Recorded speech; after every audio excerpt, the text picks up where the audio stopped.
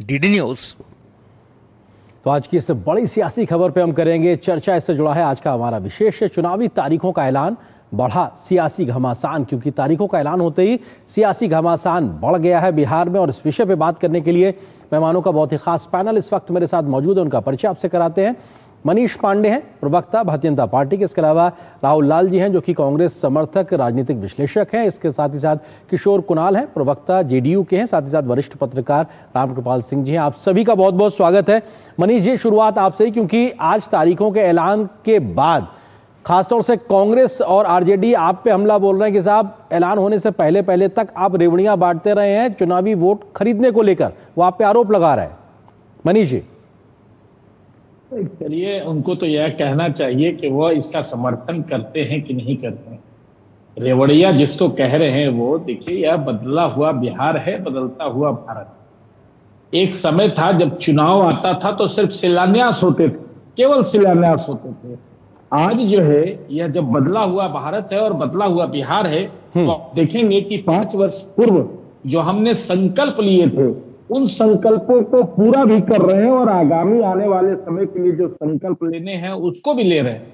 दोनों काम हो रहा है, लेकिन दिक्कत यह है कि इनके जो चश्मा का पावर है वह पावर ही गड़बड़ा गया। इसीलिए ना तो इनको जनता की जरूरतें दिखती है, ना इनको जनता का समर्थन दिखता है, और ना ही बिहार में हो रहे विकास के जो कार्य है वह दिखते हैं। मैं पूछना चाहता हूं कि यह जो मेट्रो का शुभारंभ हुआ या जितने भी तरह की योजनाएं आई हैं या जो भी चीजें जो छात्रवृत्ति से लेकर और मानदेय बढ़ोतरी का जो काम हो रहा है, हम 10 साल पूर्व क्यों नहीं कर पाए? हम 5 साल पूर्व क्यों नहीं कर पाए? भाई, हमारी सरकार जो डबल इंजन की सरकार है वो 2014 से काम करना शुरू हुई है। ठीक है कि नीतीश जी कहते थे पैसा कहां से लाओगे, लेकिन जहां हम बजट 22,000 करोड़ का बनता था बिहार का, आज 3,18,000 करोड़ का बजट बन रहा है। आज हर घर बिजली पहुंच गई है, आज पुल पुलिया बन गए हैं, गंगा पर इतने पुल बन गए हैं, एम्स बन गए हैं, रात दिन बिजलियां रहती है, लोगों के घरों का रहन सहन बदल गया है। आज बिहार विकास के पथ पर है।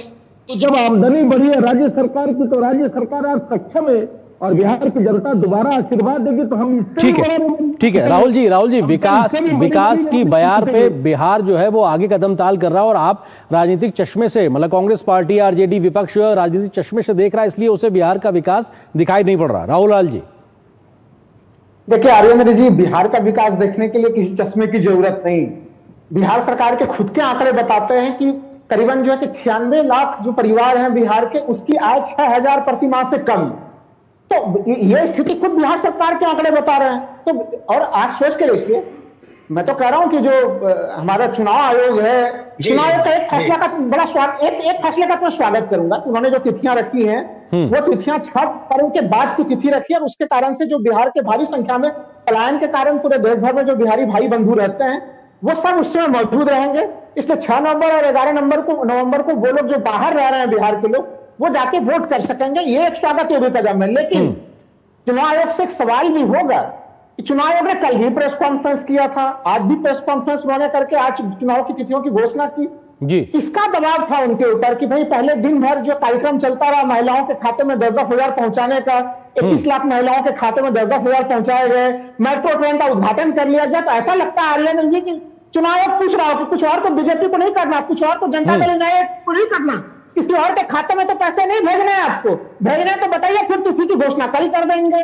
तो ये जगह जो है चुनाव आयोग कहीं कहीं घिरी हुई दिख रही है, यहाँ पर सरकार भी घिरी हुई दिख रही है। जो टाइमिंग है इन चीजों का, अभी भी चुनाव आयोग पे आप सवाल खड़े कर रहे हैं। मतलब जब वो चुनाव करा रहे हैं, तारीखों को लेकर आप खुशी जाहिर कर रहे हैं, लेकिन अभी भी आप उनके मंशा पे सवाल खड़े कर रहे हैं। किशोर कुणाल जी, क्योंकि आप जेडीयू से हैं और अब नीतीश जी एक तरीके से जेडीयू के नेता के तौर पर राज्य की कमान संभाल रहे हैं, विपक्ष अभी भी कह रहा है कि साहब एक तरीके से मिली भगत है, चुनाव आयोग को लेकर आप पे सवाल खड़े कर रहे हैं, और आपके विकास को वो कह रहे हैं कि साहब ये आधा अधूरा विकास है, अभी वो विकास हुआ ही नहीं जो अभी अपेक्षित था।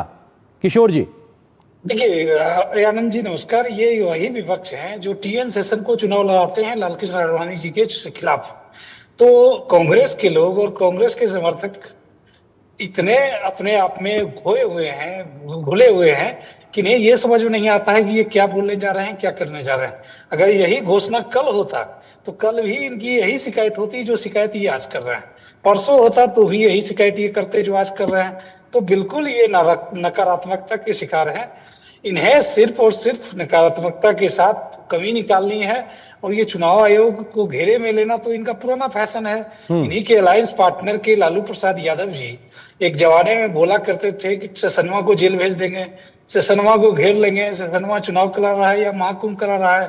और उसी टीएन सेशन को ये अगले ही 99 के चुनाव में उम्मीदवार बनाते हैं, कांग्रेस से अहमदाबाद से चुनाव लड़वाते हैं लालकृष्ण आडवाणी जी के खिलाफ। तो बिल्कुल स्पष्ट है कि ये कांग्रेस के लोग हमेशा से हार का बहाना खोजते रहते हैं कि अगर जनता उन्हें जनादेश नहीं देगी तो उनके पास एक कारण हो लोगों को बताने का कि किस कारण से वो चुनाव हारे हैं। तो इस बार ये चुनाव आयोग को इसके लिए बलि का बकरा बनाने के प्रयास में है। और कितना हास्यास्पद बात है कि जो काम चुनाव आयोग को करना है उसमें भी ये मीन मेख निकाल नहीं रहे। ठीक है, वो सुझाव देना चाहते हैं कि तारीखें को ऐलान के लिए वो एक तरीके से सरकार पर निर्भर ना रहे, ऐसा वो आरोप लगा रहे हैं। रामगोपाल जी, सवाल ये है कि हर चुनाव अपने आप में अलग होता, अनोखा होता है, लेकिन कुछ बड़े संदेश और संकेत न सिर्फ संबंधित राज्य के लिए होते हैं बल्कि देश के लिए भी होते हैं। मौजूदा आने वाला विधानसभा बिहार का चुनाव क्या बड़ी चीजें तय करने वाला है बिहार की सियासत के लिहाज से और देश के संदेश के लिहाज से? रामगोपाल जी। देखिए आर्यन जी, सबसे बड़ा तो सवाल यह था कि जिस तरह से विपक्ष ने चुनाव आयोग की निष्पक्षता को पर एक संदेह व्यक्त किया, उसको कटघरे में खड़ा किया, तो आज जिस तरह से उन्होंने घोषणाएं की हैं चुनाव आयुक्त ने और जो जो नई चीजें उन्होंने बताई हैं कि हम ये भी करने जा रहे हैं, ये भी करने जा रहे हैं, तो मुझे यह लगता है कि बहुत हद तक उन्होंने कोशिश ये की है कि जो अनर्गल आरोप लगाए गए थे वो इतने पारदर्शी ढंग से चुनाव हो कि वो आरोप कहीं ठहर नहीं पाए। और मैं समझता हूं कि ये सभी पार्टियों को इसका स्वागत करना चाहिए कि जो जो चीजें, जो आशंकाएं थी, तमाम तरह की चीजें थी, बहुत सबका निराकरण हो चुका है। और मैं समझता हूं कि बहुत अच्छे ढंग से, पारदर्शी ढंग से ये चुनाव समाप्त होगा ताकि लोगों को ये कहने का मौका न मिले। रही दूसरी बात, देखिए हर चुनाव में विकास, अच्छाई गिनाई जाती है, तमाम कमियां निकाली जाती हैं। मैं मानता हूं कि ये धरती है, ये कोई स्वर्ग नहीं है। यहाँ बहुत गड्ढे होंगे, बहुत सारी कमियां होंगी, बहुत सारी मुश्किलात हैं। सवाल इस बात का है कि जनता का भरोसा किस पर है। जनता, ये डिस्पाइट कि बहुत सारे गड्ढे भरे जा चुके हैं, बहुत सारे बाकी हैं। अब सवाल ये है कि जनता किस पे ज्यादा भरोसा करती है कि कौन सा डॉक्टर है जो हमारी बेहतर डायग्नोसिस करके जो रही सही हमारी मर्ज है उसको दूर कर सकता। जी, ये बिहार का मुख्य रूप से है। सब लोग अपनी अपनी दुकानें खोल के, किसी का दही खट्टा नहीं है, सब अपना बेचने की कोशिश कर रहे हैं। लेकिन ये तो जनता है जिसने अतीत को जिया है, जिसने उसको महसूस किया है जी, तो उसे पता होगा कि जो मुश्किलें बची हुई हैं उन मुश्किलों का समाधान किसके पास बेहतर ढंग का, बिल्कुल किसके पास बेहतर है और अनुभव के आधार पर। जी जी, एक और आखिरी बात कहूंगा। आज मैं एक जो जगह और बैठा हुआ था तो मैंने देखा जी कि ये फ्री बीन्स का, रेवड़ी का, एक कांग्रेस प्रवक्ता भी थे जो रेवड़ी की बात कर रहे थे जी। तो मैं केवल इतना पूछा कि ये खटाखट ये वाक्य कांग्रेस से ही तो आया था या किसी और से यह शब्द आया था? तो ये खटाखट क्या था? ये रेवड़ी नहीं थी तो क्या था? बिल्कुल, खटाखट जो पूरा मॉडल था वो अपने आप में लगातार चर्चा में रहा था लोकसभा चुनाव और विधानसभा के चुनाव के दरमियान भी। जी, दूसरा कोई कहे जी, मैं आ रहा हूँ राहुल जी, मैं आ रहा हूँ आपके पास में। मनीष जी, सवाल ये है कि चुनाव की इन सरगर्मियों के बीच में चर्चा इस बात को लेकर भी हो रही कि एनडीए में सीट बंटवारे को लेकर भी सहयोगी दलों की अपनी अपनी जोर आजमाइश चल रही है। कैसे उस समस्या का समाधान और बहुत एक बेहतर संदेश रहे कि साहब आपस में सब कुछ ठीक है, वो कैसे करेंगे? चुनौती तो होगी मनीष जी। के समय से ही, अटल जी के समय से ही एनडीए की अपनी एक व्यवस्था रही है। एनडीए में कभी भी इन सब बातों के लिए जूतम पैजार की स्थिति नहीं आई। ठीक है, हर पार्टी चाहती है कि उसका ज्यादा से ज्यादा प्रतिनिधित्व हो विधानसभा में, उससे ज्यादा लोग लोकसभा में उससे ज्यादा जीत पाए, पर स्वाभाविक है। तो इसलिए इसमें कोई बुरी बात नहीं है। लेकिन मुझे लगता है बिहार में एनडीए के जितने भी नेता हैं, जो चीजें थोड़ी बहुत अगर है भी तो उसका वो लगभग कर लिया गया है। घोषणा होना बाकी है, वो बहुत बड़ी चीज नहीं है। इतना एक बात तो मैं जरूर कहूंगा कि देखिए एनडीए के घटक में जो 5 दल हैं, उन 5 दल ने एक संकल्प तो जरूर कर रखा है कि बिहार में जंगल राज की वापसी नहीं होने देंगे और बिहार जो विकास के पथ पर अग्रसर लगातार जो निरंतर चल रहा है, इसमें कोई बाधा नहीं आने देंगे। इससे चाहे चिराग जी हो, उपेंद्र कुशवाहा जी हो, जीतन राम मांझी हो, या नीतीश जी हो, या बीजेपी हो, ये सब इसलिए संकल्पित है कि चाहे सीट एक कम हो। आपने देखा होगा 2020 के चुनाव में अंतिम समय में मुकेश सहनी जी आए थे, अंतिम समय में जब उनके पीठ में खंजर घोप दिया था तेजस्वी यादव ने जी, और उनको भी एडजस्ट करने में दिक्कत नहीं हुई थी, कोई दिक्कत नहीं हुई। जबकि वहीं आप इंडी गठबंधन में देखेंगे तो कैसे चल रहा है, किस प्रकार से चीजें आ रही है, वो अभी तक संज्ञान में है लोगों का। इसलिए मैंने कहा कि इसमें कहीं कुछ नहीं है। देखिए हमारे लिए विकास बिहार का वो ज्यादा प्राथमिकता है। सीटें कौन कम लड़ेगा, कौन बेसी लड़ेगा, कौन कहां से लड़ेगा, कौन नहीं लड़ेगा, ये एडजस्टेबल है, ये कोई बहुत बड़ा मुद्दा नहीं है। लेकिन इंडी गठबंधन में ठीक उसके विपरीत है, वहां पर पहले प्रायोरिटी है कि हमको 70 सीटें चाहिए। जी ठीक है राहुल जी, सवाल ये भी है कि आपके महागठबंधन में भी एक तरीके से खटपट मची हुई नजर आ रही है सीटों की संख्या को लेकर, और सबसे बड़ा सवाल तो ये कि तेजस्वी लगातार खुद को सीएम का चेहरा घोषित कर रहे हैं, लेकिन कांग्रेस तो साहब कुछ कह ही नहीं रही है, उसकी खामोशी बता रही है कि साहब सब कुछ ठीक नहीं चल रहा है। राहुल जी नहीं आर्यन जी, वहां पे बिल्कुल कोई समस्या वाली स्थिति नहीं है। आपके सवाल को उत्तर दूंगा, लेकिन जो भारतीय जनता पार्टी और जदयू के लोग बड़ी गिनती करा रहे हैं कि वहां पे 5 घटक दल एक साथ हैं, मैं उन्हें याद दिला दूं 2020 का जरा समीकरण उन्हें कि उनमें यहाँ तो हनुमान भक्त भी थे चिराग पासवान जी।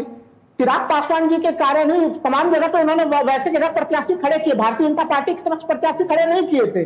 जनता दल यूनाइटेड के सामने उन प्रत्याशी खड़े किए, तो जनता दल यूनाइटेड की सीटों की संख्या कितनी घट गई थी वो भी हम लोगों ने देखा था। तो सर आप ही को फायदा हुआ होगा उसका, विपक्ष को जब इधर के बटे के आपस में, तो आपको फायदा हुआ होगा उसका। अब आर्यन जी बिल्कुल लाभ हुआ था। और एक चीज आप ये भी देखिए 2020 में ये लोग भले जंगल राज कहते रहे, लेकिन अब जब एक हो गए हैं तो उसका नुकसान भी हो सकता है ना, बात तो वही फॉर्मूला लागू होगा।